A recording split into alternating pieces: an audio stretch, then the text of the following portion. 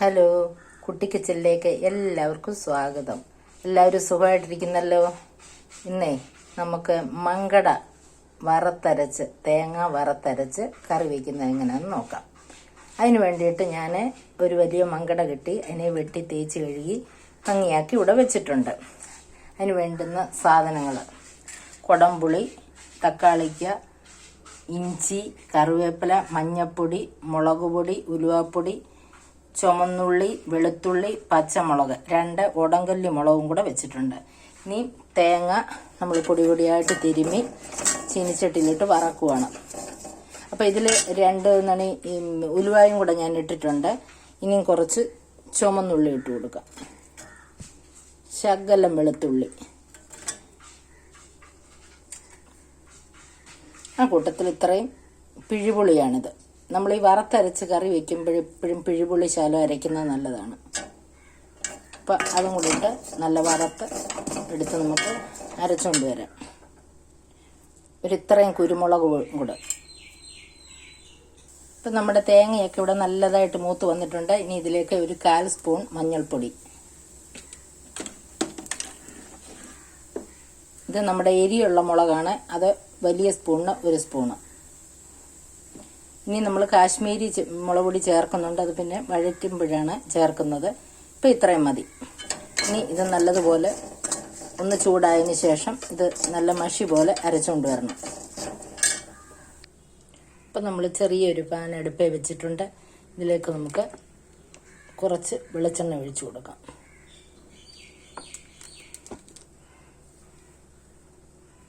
ചെറിയ പാനാണ് വെച്ചിരിക്കുന്നത്. അപ്പം അതിലേക്ക് നമുക്ക് കടുകിട്ട് കൊടുക്കാം. എണ്ണ ചൂടായിട്ടുണ്ട്, കടുകിട്ട് കൊടുക്കാം. അപ്പം നമ്മുടെ എണ്ണയൊക്കെ ചൂടായി, കടുകിട്ട് പൊട്ടി.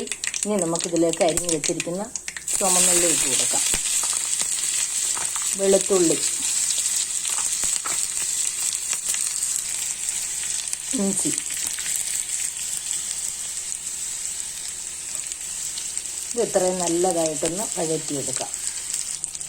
നമ്മുടെ ഉള്ളിയും തക്കാളിയും ചുവന്നുള്ളിയും വെളുത്തുള്ളി ഇഞ്ചിയും എല്ലാം ഇവിടെ നല്ലതായിട്ട് വഴന്ന് വന്നിട്ടുണ്ട്. ഇനി ഇതിലേക്ക് നമുക്ക് കാശ്മീരി മുളക് പൊടി 1 സ്പൂൺ ഇട്ട് കൊടുക്കാം. അത് നല്ല കളർ കിട്ടാൻ വേണ്ടിയിട്ടാണ്. ശകലം മഞ്ഞൾപ്പൊടി. ഇനി ഇത് നല്ലതായിട്ട് തിരുമ്മി യോജിപ്പിച്ച് നമുക്ക് കറിയിലേക്ക് ഒഴിച്ചു കൊടുക്കാം. കറിക്ക് ആവശ്യമായ ഗ്രേവി ഇവിടെ നല്ലതുപോലെ അരച്ച് വെച്ചിട്ടുണ്ട്, അത് ഒഴിച്ചു കൊടുക്കാം. ആവശ്യത്തിനുള്ള കറിവേപ്പില, പുളി നമ്മൾ പിഴിപുളി ഇട്ടിട്ടുണ്ട്, കുറച്ച് അരച്ചൊഴിച്ചിട്ടുണ്ട്. പിന്നെ ഒരു ചെറിയ 3 കഷ്ണം കുടംപുളിയും കൂടി ഇട്ടിട്ടുണ്ട്. ഇനി നമുക്കിതിലേക്ക് കുറച്ച് ഉലുവാപ്പൊടി ഇട്ട് കൊടുക്കണം. കുറച്ച് ഞാൻ മുഴുവനെയുള്ള ഉലുവ 2-3 നണി അരച്ചിട്ടുണ്ടായിരുന്നു. ഇനി കുറച്ച് ഉലുവാപ്പൊടിയും കൂടെ.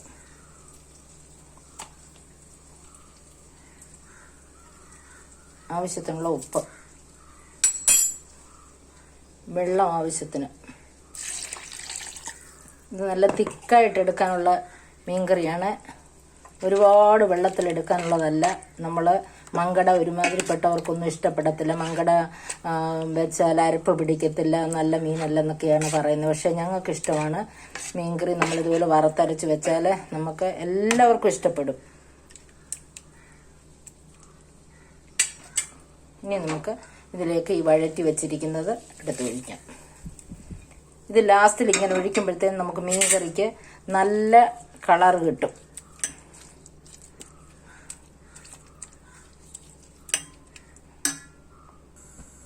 നമ്മൾ തീ കൊടുത്തിട്ടുണ്ട്.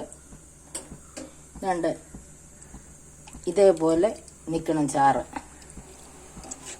നമുക്കിത് നല്ല കട്ടിക്കെടുക്കാനുള്ള മീൻ കറിയാണ്. ഒത്തിരി വെള്ളം പോലെയല്ല, വറുത്തരച്ചുള്ള തീയൽ വയ്ക്കുന്ന പോലെ നമ്മൾ എടുക്കാനുള്ള മീൻ കറിയാണ്. ഇനി നമുക്കിത് അടച്ചു വെച്ച് വേവിക്കാം. അപ്പം നമ്മുടെ മീൻ കറി ഇവിടെ തിളച്ചിട്ടുണ്ട്. ഞാൻ ഉപ്പ് നോക്കിയപ്പോൾ ഉപ്പ് കുറവാണ്, കുറച്ച് ഉപ്പും കൂടെ വേണം. ഇട്ട് കൊടുത്ത് ഇനി തീയെ സിമ്മിലിട്ട് കൊടുക്കണം. ചെറു തീയിൽ കിടന്ന് വേവണം. ആദ്യം വെള്ളം നമ്മൾ ഒഴിച്ചിട്ടില്ല, തിളച്ച് കഴിഞ്ഞ ഉടനെ സിമ്മിലിട്ട് വേവിക്കണം. വറുത്തരച്ച മങ്കട ഇവിടെ റെഡി ആയിട്ടുണ്ട്. നല്ല കുറുകി നല്ലതായിട്ട് വന്നിട്ടുണ്ട്. ഇനി നമുക്കിതിലേക്ക് കുറച്ച് പച്ച വെളിച്ചെണ്ണ ഒഴിച്ചു കൊടുക്കാം.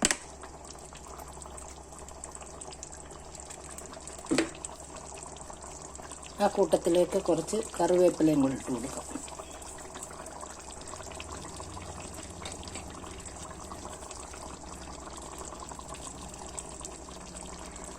ഇനി നമുക്ക് തീ ഓഫ് ചെയ്യാം. എന്നിട്ടൊരു പാത്രത്തിലേക്ക് വിളമ്പിയെടുത്ത് കാണിച്ചു തരാം. മങ്കട വറുത്തരച്ച കറി ഇവിടെ റെഡി ആയിട്ടുണ്ട്. ഇത് നിങ്ങൾക്ക് എല്ലാവർക്കും ഇഷ്ടപ്പെടും. നിങ്ങളെല്ലാവരും ഇത് വെച്ച് നോക്കിയിട്ട് എല്ലാവരും ഇത് ഉണ്ടാക്കി നോക്കണം. ഉണ്ടാക്കി നോക്കി ഇഷ്ടപ്പെട്ടാൽ ലൈക്കും ഷെയറും സബ്സ്ക്രൈബും ഒക്കെ ചെയ്യണം. വീണ്ടും പുതിയൊരു വീഡിയോ ആയിട്ട് ഉടനെ കാണാം. ബൈ.